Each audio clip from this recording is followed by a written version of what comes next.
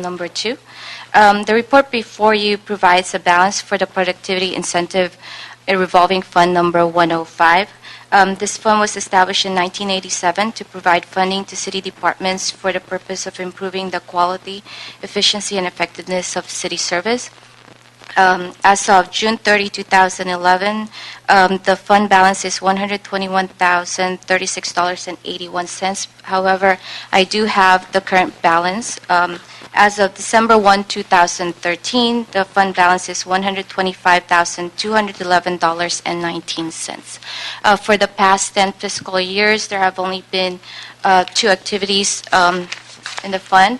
One was in fiscal year 2005, where we transferred $240,000 to establish the Police Efficiency Fund, and one in fiscal year 2009, where we transferred $200,000 to the unappropriated balance for Reserve for Economic Uncertainty. I didn't get much on this report. I just got a balance sheet. So what exactly is this fund being used for? I didn't get any background in terms of, I just got a balance sheet. I don't know if my colleagues got anything else on this. No, this fund historically has been used as a basis for looking at ways to create efficiencies in city government. But the one that I would be concerned about would be whether by title, whether the unappropriated balance for economic uncertainty fits that criteria. That would be the one I'd be concerned about. Jody Oxheimer with the CAO. So as Anna Mae indicated, the fund was created several decades ago, actually. The requirement is for the CAO to provide the balance sheet annually, so we were playing a little bit of catch-up. The fund was created to provide loans to departments, and the departments were to repay the loans with the efficiencies that were created from the use of the funds. There's not been a lot of request for the funds, which is why there's not been much activity. In response to Mr. Parks' comment about the transfer to the Reserve for Economic Uncertainty, that was a transaction that was approved by the City Council, and well, no, it's approved by it, but whether it fits the criteria is what I'm concerned about. I would never accuse the council of not fitting the criteria. Yeah. They made it fit. I would. Yeah. No, I think that's the one that would be a concern. I remember the Police Efficiency Fund that was set up, I think, at one time for the police department to do some unique issues dealing with efficiencies, but the unappropriated balance appears just to be a sweep. It was at that time when we transferred the fund, it was to balance the budget because we were running into a deficit. Called a sweep. Okay. Yeah, that's what I thought. Okay. The one thing I was wondering about is that we just had a commissioner or two come in that we approved for the productivity, and historically they've always been limited in having funds to do the things that they were going to do. Would this be an appropriate fund that they should be tapping into? And also, does it get replenished?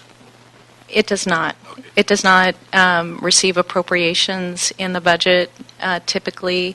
There are limits on the uses of the funds, and again, its purposes for loans. So the commission would have to be in a position to be able to repay a loan if it were to use it for that kind of purpose, and that was one of the challenges that was being faced. Would we be able to alter the purpose of the fund so they could use it for their activities as opposed to make it continuing with the 87 definition of it being a loan? Because that's by ordinance, right? Council could amend the ordinance, yes. Because if we can put it in the economic uncertainties, we certainly can change the ordinance for unappropriate use for productivity. Okay, thank you. Go ahead. Yeah, just a question about the loan criteria. Is the payoff time horizon set at a particular year, 2 years, or because the way I understand this fund is you loan it to an agency has an idea how they can save money. If they just spend a little bit more now, they're going to save money down the road. Great idea. Everybody loves it. They can't do it within their current cash flow. They borrow from this fund in theory, and they get the savings over time and then are able to repay it, and everybody's happy. The question is the time horizon. If they say, well, an investment now will yield us substantial savings in 10 years, can they take a loan out on this, or is it really it has to be within the fiscal year or something like that? So there have been no loans in recent memory, but based on distant memory, I think that the goal was to have the funds repaid within the current fiscal year. I think in some cases that didn't occur, and I don't know that it was tracked that closely, but I'd be happy to look into it and get back to you. Yeah, I mean, and again, I don't care what they did in the past. I'm more concerned about What the requirements are? what the requirements are for the future. Is if I or anyone else sees an idea where an upfront investment could yield a savings down the road, is how short of a window is this? Is this really just a cash flow annual kind of thing, or does this provide the potential for a longer term? I was trying to politely say I'm not sure, but Okay. I can check. Yeah, and that's fine. I'd love to know whenever you find out. So, Mr. Parks, do you want to move forward with amending the ordinance? What I'd like to do is, first of all, ask the CAO when they're going to pay back the $200,000, being it's a loan program. And secondly, is that if we can change the wording to allow both things to occur, where they can do upfront funding, but also where the Productivity Committee could have access to the funds to implement some of their programs. I would agree. Well, I guess I don't know what the upsides and downsides of that are in terms of if we allow the Productivity Committee to have access to these funds for program, then we're losing that money for the potential loan. Now, it hasn't been used in the last however many years, but conceptually it sounds like a good idea. I don't know why it hasn't been used. I'd be curious. I don't think anybody knew it existed. Well, It's also not a lot of money. I think if it was a significant amount, people would have been eyeing it, it would be gone. I guess maybe I'm more comfortable if the Productivity Committee has an idea for something, coming to us and saying we want to tap into this funds, and then we do it. And we got to change the wording first. So if they ask, they could ask, but if we don't change the wording, they don't have access. Yeah, as long as we have a bite at as long as there is that. Oh, I'm not saying they should spend it willy-nilly on their own. I think they got to come through a process. I'm just saying we got to change the wording so they can have access. That's fine, as long as we get to look at it and then compare the value of having the loan money versus the value of the theoretical proposal, and it's coming before us. I don't have a problem. I don't see a problem with that.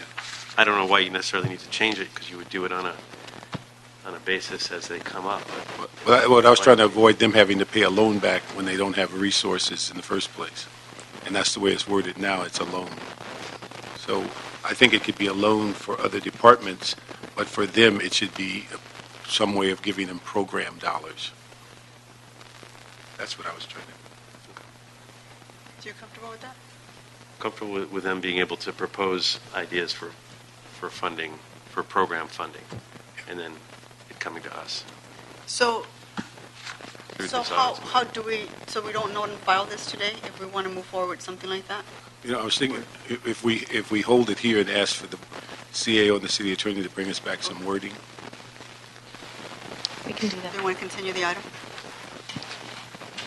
So see no objection, we'll continue this item, and I don't see any cards, so there's no public No. comment. Okay, Check on that 200 for us. check on the 200. I believe that would be gone. It would be a general fund appropriation, sir. I think I know the answer to that one, too. Even though I haven't been around here that long, but I know the answer to that. Council member, if I may, Pete Echeverria from the City Attorney's Office. I think what is being asked is an ordinance to revise, or language that would go into an ordinance to revise the provisions. We're happy to work with the CAO and provide you some language to accomplish what I think is the intent. The intent would be, is it with council approval that the commission could access this money for their purposes? It would be with council approval, so that way there would always be a fail-safe, if you will, and you wouldn't be giving up the money just automatically. So we'll work in some language with the CAO and give it to them so that they can report back. All right, great. Thanks. Thank you. Next item is item 3. Mr. Clerk, do you want to read that into the record, please? Yeah, item number 3 is an item that was continued from August 20, 2013. is City Controller and Los Angeles Police Department to report relative to the LAPD's response to the City Controller's report on the audit of LAPD's controls over seized and forfeited assets. Hello. Welcome. Good morning, or good afternoon. Good afternoon. Captain Ann Clark from Gang and Narcotics Division. I'll provide you an update on where we are as of right now with the recommendations of the audit. We were asked to respond to 20 recommendations to ensure accuracy and accountability in the asset forfeiture process. As you know, one recommendation was not pursued because that involved broadening the program and it doesn't conform to the current laws utilized in association with the asset forfeiture and the drug trade that we use at Gang and Narcotics Division.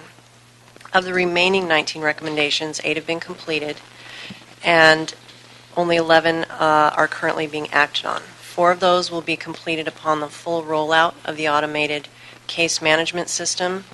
We're working very closely with ITD to complete these recommendations, and a preliminary system is being tested with system recommendations being forwarded to them. We've gone through one version of that. We sent it back with some recommendations for some additional things that we'd like to see in it. We're hoping that by the end of January 2014 we see a final version of that we can implement. And then 2 additional recommendations will be deemed completed upon final publication of the asset forfeiture manual. That is in the final review process right now, and we expect to see that completed by the end of this month.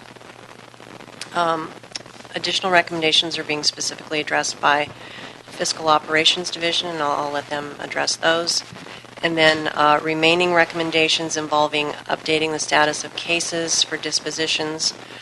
Initially, we had over 700 cases that were open. That's been reduced to 76 state cases and 20 federal cases, and those are just awaiting final disposition. So we have made some significant headway, and we are very much looking forward to a new and improved automated system, which I think will benefit all involved. Okay. Laura Luna, Command Officer, Fiscal Operations Division, LAPD. There were 3 recommendations that were on the fiscal side. Recommendations 9 and 10 had to do with having the county wire transfer disbursements to LAPD. We've had numerous conversations with the auditor controller, and basically their position is that they have only one direct deposit to the City of Los Angeles, and if they were to make any changes, they really want to deal with the Office of Finance and not deal with the user departments, because so much money funnels from the county.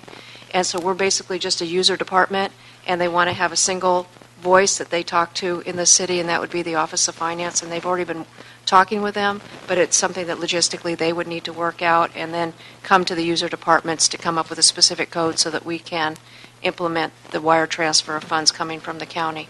And then the other recommendation was number 17, that had to do with reconciliation of the reports, and there must have been a miscommunication from the auditor. We've been doing that reconciliation based on DOJ's reports for years, and what was missing was us giving that information to Narcotics Division so that they could reconcile their records. That's been corrected, so the loop has been closed. So we're going to be recommending to close recommendations 9, 10, and 17 because those actions have, basically 9 and 10 are out of our hands, and 17 has been closed.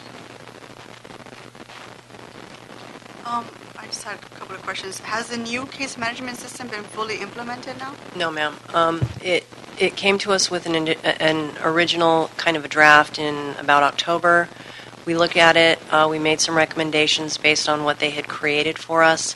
We sent it back, and we're awaiting kind of final build out of that by ITD, and we're hoping to have it up and running by the end of next month.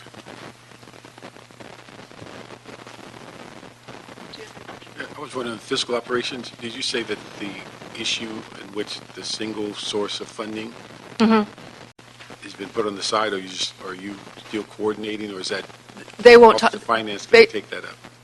We have connected them together. We've talked to Office of Finance, we've talked to the controller. Basically, we got back, or the auditor controller from the county. Basically, they don't want to speak with us. We're not the people that they need to work with. And so our contact over at the Office of Finance is aware that this issue is out there, but we're not in a position to really push it any further. But they're saying if they add that money to their singular transfer, you'll have to come up with a code in order for Right. finance to We could then work with Office of Finance so that the money gets properly directed. But yeah. One thing I would say, you guys are doing a good job on these 19. I would just like to see somewhere around March, if you can give us a follow-up report and tell us all of it's now completed. And I wouldn't like fiscal operations to lose the string on that one item, even though it's in finance, that you still got to be responsible to make sure that happens so it doesn't fall through the crack in finance. Yeah. So if we can get, I think in March, a report from the department on all their in progress, it'd be great. Okay, we can do that. Well, we were hoping that perhaps the focus could be towards the Office of Finance because nobody really wants to work with us. I understand. My problem is that we've seen a lot of things go to other departments and they kind of fall through the cracks. You're the beneficiary of it, and it would appear you would have an interest in making sure that other department does that for you. Okay. Just my point of view. So that's all I would think. Yeah. The department, you'd respond back in about March and tell us all the things that are in place, and all of us would be happy. Yeah. One last question. Will all the open asset forfeiture cases be closed by December? No, there's always going to be some open cases. That's because there will always be cases awaiting final disposition. So what the audit helped us do was to really look back through a very antiquated system and close out some things that, because we didn't have an automated system that was adequate, we went through and closed them out manually. But I think with an automated system, everything will be very efficient. But in answer to your question, there will always be open cases. Thank you. No further objection, we can note and file this report. Thank you very much. And there appears to be a technicality for item number 3, which is a bit frustrating, but who was City Attorney's office? I think you are. Sorry? You've informed us that we cannot discuss item 3. Item 1? We cannot refer to, Item so 1. explain this to me. So I'm having a bit of trouble, and I was discussing this with Mr. Parks on our way up. My understanding from you is that we cannot discuss item 3. Item 1. Item one. Sorry, item 1, because we can't reference the audit. So I'm not sure how we're supposed to take up this item and discuss this item and make reference to the report without referencing the audit. And I would agree, what we have is a technical issue with the Brown Act. What is on the agenda is the Controller's report relative to the correspondence from Personnel Department, which really talks about just 2 of the 3 items in the audit. You've not yet received the full audit report. So what's agendized doesn't give the public notice that the audit itself will be discussed today and that it may be acted on. Yeah, that's where we disagree. I think that when the audience or the public looks up this item, all the reference, it does reference the audit. So I don't know how we're supposed to discuss this item without making reference to the audit. Well, it's supposed to be written differently to say discussion of the audit and the reports regarding the audit. Is this typical of the City of Los Angeles? I mean, we were made aware of the technicality an hour ago. So is this typical of what happens in terms of the bureaucratic tape to get the wording correctly so that we can discuss an item in committee? Well, not usually. When we have advance notice of it, we would provide the advice earlier. I was made aware of this probably about 3 hours ago. Otherwise, Does that make sense? It does. It does. Okay. so So we're going to have to continue this item because I want to reference the audit. And if I'm not Agreed. going to be able to do that in committee today, then there's no point. and we'd be happy to work with the clerk as to how the item needs to be stated so that you can do that. Okay. And into the future as well, so that they know how to prepare for the audits. They reference the audit directly rather than the side That reports. would be helpful. I'm happy to do that. Thank you. Is someone here from the City Controller's office? Because I have a quick question. I'm sorry, Mr. Parker. Do you have any questions? I just had one question, is that it seems like many of the issues that were in this personnel report were resolved at some point about sworn IOD. where they were getting more money than while off duty than on duty, and what the incentives were to return. It would be instructive if we could find those documents and have that as part of this discussion. As part of the report as well? Because it would be helpful to show that these things at least were resolved at one time for another group of personnel, and now we're trying to resolve it for non-sworn. And I'm confident that personnel would be happy to provide that information That would when the be matter's helpful. continued. Yes. Okay. And I had a question. So I was reading the letter or the correspondence between the Controller's Office and personnel. It seems to me that you've only addressed two of the recommendations, but the big item is how to change city policy. in Yes, terms of- recommendation so That's number- the one item you didn't reference in your documentation. Because we did not receive a response from CAO. You did not? No, we did not. Okay, and why is that? You have to ask CAO on that. Our response is to personnel based on their response to the two recommendations that we had to them, basically. So you only responded to what was given to you? Yes. Okay. So the big item, which is how are we going to move forward as a city and change city policy in terms of workers' comp, that was not given to you, so you didn't respond to that? That's the big ticket item Yeah, on the not audit. in writing per se, but we have received concurrence from them in terms of the moving forward with the recommendation. But isn't that what was covered that said you're going to end up with a meet and confer at some point? Yes, I mean that's a negotiation issue, the way we understand it. So it might be appropriate to have the CAO labor representatives. Here at the next, when we bring the item back? Fair. All right, so we're going to continue this item. Thank you. Thank you. I think that concludes our agenda, right, Mr. Clerk? Yes, ma'am. No Part for public comment. comments? Yeah. Okay. Meeting adjourned. Yeah, that's frustrating. It's very, it